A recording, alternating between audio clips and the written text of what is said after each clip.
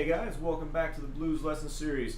So in the last video we looked at all 5 minor pentatonic boxes and blues scales, and in this video we're focusing specifically on box 1. A minor pentatonic at 5th position. So just a quick review: in 5th position, that's finger 1, 4, 1, 2, 3. The second fret there, the second finger or 6th fret is the blues note. Sorry, I can just see that sun is right on the neck. And then fingers 1 and 3 on string 4. 1, 3.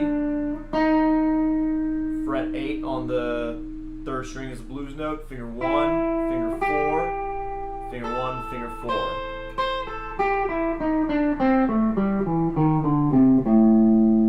4. Alright, so that's just for a quick review.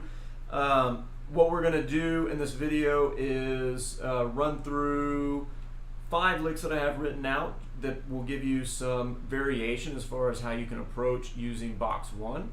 The most important thing to think about is listening to yourself and trying to create a conversation as much as you can. I know that's easier said than done, but the idea behind each one of these licks is that you take it, learn it, and then think about the sounds that you're getting off of the fretboard based on how you're moving your fingers, and then try to implement something similar to that so there's continuity from one phrase or one chord to the next. And then we'll talk about a little bit easier way to well, not an easier way, but maybe a more organic way to approach improv if you're really just not sure where to start out. Because when we deal with licks, it's kind of easy to just fall back on those, but then not know where to go. So we'll also look at that. Let's go ahead and give each of these 5 licks a listen.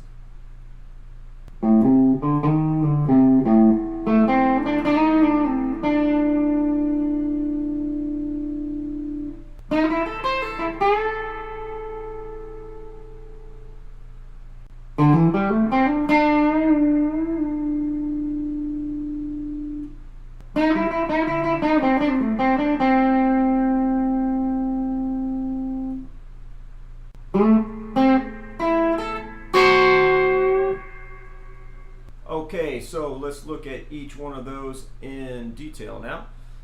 So the first one is kind of like a question-answer, antecedent consequent phrase. You're playing around in one octave and you end on one note, and then you jump up to a register above that and you end on a different note. Could be a nice little phrase for the first 2 bars of your 12-bar blues.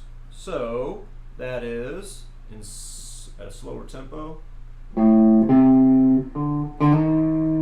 that's a little grace note hammer on and pull off. And then come to the 4th string on your A.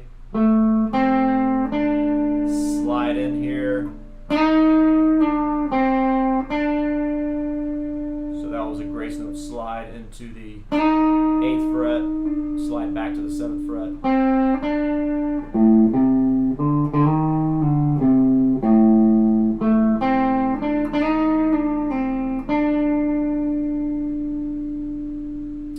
And then the second one uses some triplets and a full step bend right here on our G. We're bending that up a full step into A, or the flatted 7th into the root. So that is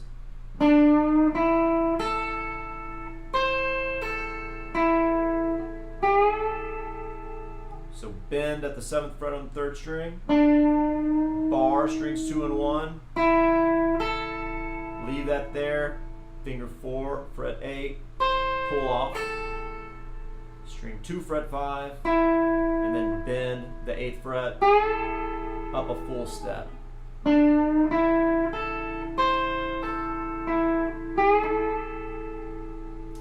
And then number 3 uses some triplets and hammer-ons with a little series of bends.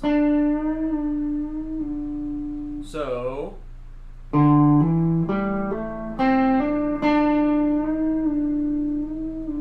pattern that falls nicely on that box 1 pentatonic scale. So pick 5, fret 5, string 5, hammer on to the 7th fret. Same thing on string 4. Same thing on string 3. And then pick and bend, release, bend again, and release. Sorry.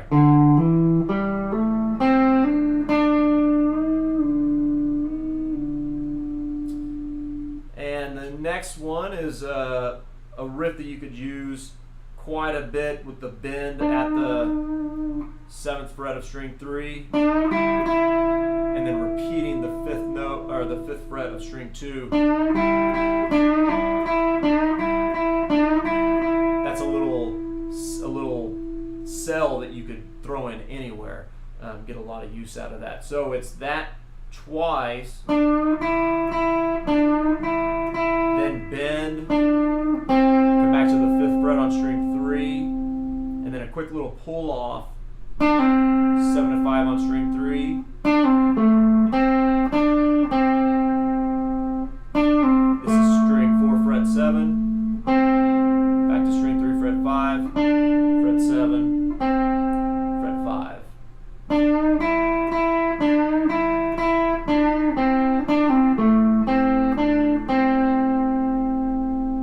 And then the last one, slide into string 4 fret 7 and play it short.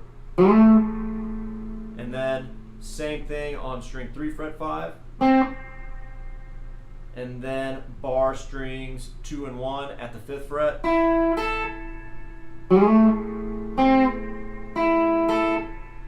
And then grab finger 4, string 1 fret 8, finger 3 on string 2 fret 7. Play those together and bend. Great little dissonant bend sound that you can get. Basically bending into an A7 chord there.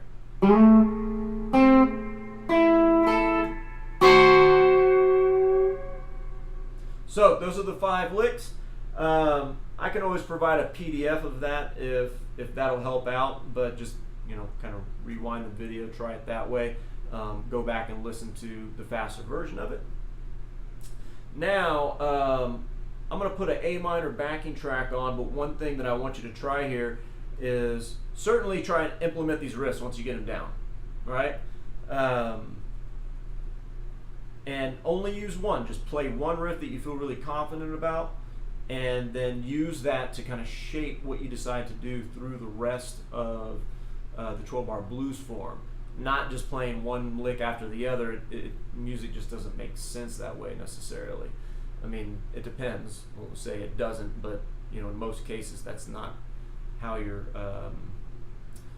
connecting ideas. So what I want you to think about doing is just playing a scale, playing the minor pentatonic blues scale,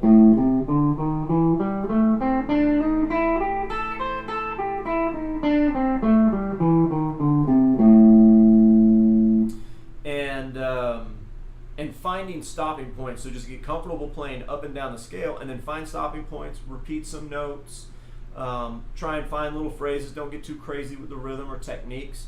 And I think you'll find that it's pretty organic to start hearing a little bit of phrasing in that, as opposed to just going up the scale and then back down the scale. We're not just playing the scale necessarily, but we will do that the first time. So I have an A minor backing track on here, and I'll show you what I mean. And we'll start this over.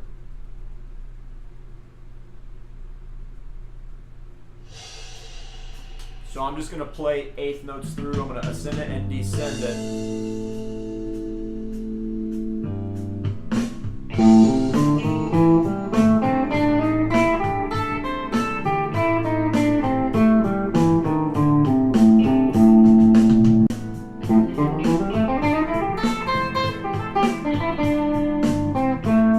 Obviously that's a lot quicker. You can blend those two things. So let's go back to the even eighths. I'm just going to stop right there. I'm just going to let that note sink in. I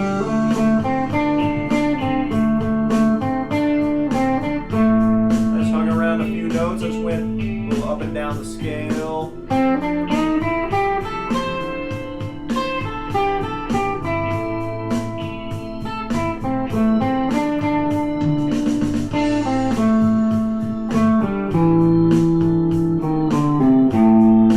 So there I went straight down the scale and just kind of broke it into chunks, but I'm finding little rhythmic phrases, finding stopping points and not just going straight through.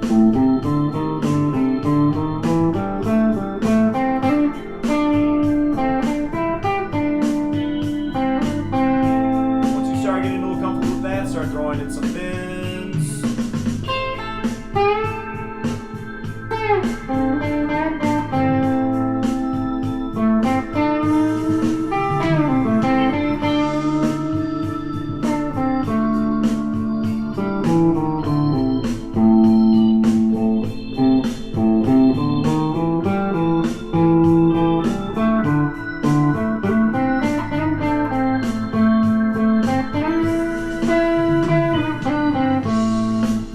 Anyways, that's a way to get you started. Learn the individual licks, find ones that you like, create variations off of them. But once you put on a backing track, try to use the licks. Just use one idea, expand on it, and don't get too crazy. You know, if you're familiar with all the boxes, there's a lot that you can get out of just one box. And people get so intent on moving around all over the place. You don't need to do that. Just be musical. That's the idea. Make musical phrases, and then use your scale, just moving up and down with different rhythms, eighth notes, triplets, whatever you like, and then find stopping points, and you'll find natural phrasing inside of that. Stay tuned for the next video. We'll look at box 2. See you then. Have fun.